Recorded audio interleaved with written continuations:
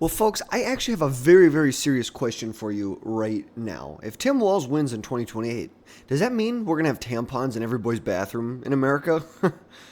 just asking for a friend. But seriously, Tim Walz cannot make it more obvious that he's going to be running for president in 2028. But it only makes sense. When you were a failed governor and a failed vice presidential nominee, what do? Especially in the Democrat Party, what do? You run for president, of course. What else is there for you to do? And if Democrats decide to nominate him, it will just prove that they've learned absolutely nothing from the 2024 election. So let's jump into it. But before we do, drop down below, hit that subscribe button. Make sure you never miss another video from us again in the future. So Tim Walz is going on the road, holding in-person town halls in districts represented by Republicans in Congress who may be vulnerable in the upcoming 2026 midterms. First, he's stopping in Iowa at Representative Zach Nunes' district, and then going to Nebraska to Congressional District 2, which is represented by Don Bacon. Both representatives won tight races in 2024, and he's also planned many stops in Michigan, Wisconsin, Minnesota, Ohio in the coming weeks. And Walz is really ripping on these congressmen for not holding in-person town halls, which, it's kind of funny because that he's going to go to these districts, listen to the concerns of these other voters, because when he was in Congress, he was one of the first congressmen to do the same thing. He stopped holding in-person town halls. He ditched town halls. Tim Walz skipped the first statewide debate in 40 years when running for governor. It was the only governor this century to skip the fishing opener and farm fest. And if you're from Minnesota, you know that's a big deal for our politicians. It's a big deal there. It's funny. He can go to other states and talk with their voters, but when it comes to talking about it with his own voters from Minnesota, it's a big no from Tim Walz. And here's the reality. These town halls feature paid agitators funded by George Soros, because Soros has funded different groups like Indivisible, which is one of these groups that has been organizing protesters and organizing agitators to disrupt these town houses or town halls in deep red counties to make a spectacle of these town halls. Town halls are supposed to be productive, not filled with middle-aged liberal women screaming and shouting with, zero substance behind anything they have to say. And Tim Walz can say what he wants, but Walz just stopped holding town halls, not because they were paid agitators in the crowd, but because he just didn't want to. It's as simple as that. But it seems that many local Democrat Party leaders are embracing this move by Walz. Supposedly, he's received hundreds of invitations, according to Tim Walz's staff. Received hundreds of invitations. But it seems that, if you take a step back and look at the Democrat Party right now and who the leaders are going forward, I would not be very excited if I were a Democrat. Because basically, the Democrats have Pete Buttigieg, Tim Walz, Gavin Newsom, and potentially, I guess, they might have Rahm Emanuel. I don't know if anyone saw this, but apparently Rahm Emanuel, former mayor of Chicago, is mulling a run, and he was Obama's chief of staff, is mulling a run for president in 2028. Wow. What a nut job. What a nut job. And these are the only Democrats that appear to be making any moves to prepare for the future of the party. And I wouldn't even include Rahm Emanuel in there. I would just say Buttigieg, Walz, and Newsom. But it's sad. This is the best the Democrats have. This is the best the Democrat Party can put together. It's like they got 75 million votes in the last election, and the best out of those 75 million people are Tim Walz, Gavin Newsom, and choo-choo train Pete Buttigieg.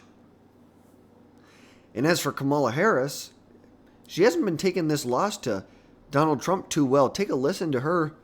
This is just kind of insane. Take a listen. So I was willing to give up whatever might be the tracking of Kamala Harris's particular fondness for nacho cheese Doritos for the sake of getting a big bag of Doritos as I watched the Oscars. That's the consumer behavior. And that's right, but here's the thing. At what point do we also uplift and highlight the consumer's right to also expect, and you can debate with me if it should be a right, I think it should, to expect that the innovation would also be weighted in terms of solving their everyday problems, which are beyond my craving for Doritos, but about what... Like, what the actual F-U-C-K is this lady talking about? This lady was actually the nominee for president? Yeah, that's a little embarrassing. But as for Tim Walz, he may be trying to lay the groundwork for a 2028 bid. There's no doubt about it. He definitely sees 2028 as his next step. He may run for governor in Minnesota for a third term, but he definitely has his eyes set on 2028. There is zero doubt that he is not trying to prepare for 2028, lay the groundwork for 2028. You saw him, he threw the Democrats under the bus just a couple days ago. And he's now doing it again, and now he's going into Republican districts across the country. We know what the hell he's doing. Because the reality is Tim Walz does not have a shot to win a general election. Even with the extremely thin bench that the Democrats have, he still isn't anywhere near the top pick. Nowhere near it. But good for Tim Walz. Good for him for taking off the restraints that the Harris campaign put on him during 2024. And, he's still a horseshit governor, but good for him for breaking loose from the chains of the Harris campaign. But in other Democrat primary news, Pete Buttigieg announced that he will not be running for Senate in Michigan or in the gubernatorial race in Michigan in 2026, really opening up his 2028 abilities to prepare for it. We know Buttigieg, his name was floated out to replace Gary Peters in the Senate in Michigan, and the same thing to replace Gretchen Whitmer at the governor's mansion in Michigan. Ultimately decided he's not going to jump in these races, but gave some pretty how would you describe it? His announcement that he made basically is laying the groundwork for 2028 for him to go in and open up a presidential bid.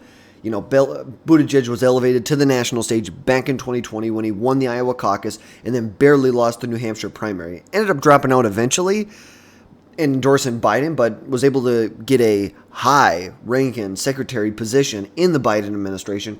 He was his transportation secretary, really for no other reason but the fact that he likes choo-choo trains and is a homosexual. It's like, I can't see any other qualifications as of right now. So that's just another wonderful contender that the Democrats have to look forward to in 2028. And as for Kamala Harris, she is reportedly mulling a bid for the governor's mansion or the gubernatorial election in California in 2026, with a number of Democrats really waiting on her decision before they make a decision to jump in this race or not. And most likely, if she does jump in the race, she will win the Democrat primary because, they're kind of wacky like that in California. She's won 2 statewide elections in California before, very popular. She's leading all the polling. Not even close. She's like above 60% polling in the Democrat primary right now. And she would almost certainly go on to win a general election because they're not going to elect a Republican in California. But if she's looking to run for president in 2028, she would almost have to jump in the race immediately after winning the 2026 election, which if you're from California, that would be terrible for you. California has a lot of issues, if you didn't know. And another incompetent executive in California would just exacerbate these issues that we have. But to be honest, even if she didn't run in 2028, she would still be one of the most incompetent California governors in history and would find some way to completely screw the state up even more than it already is. So that's going to wrap things up for today. Drop a like down below, smash that subscribe button, and we'll catch you next time, folks.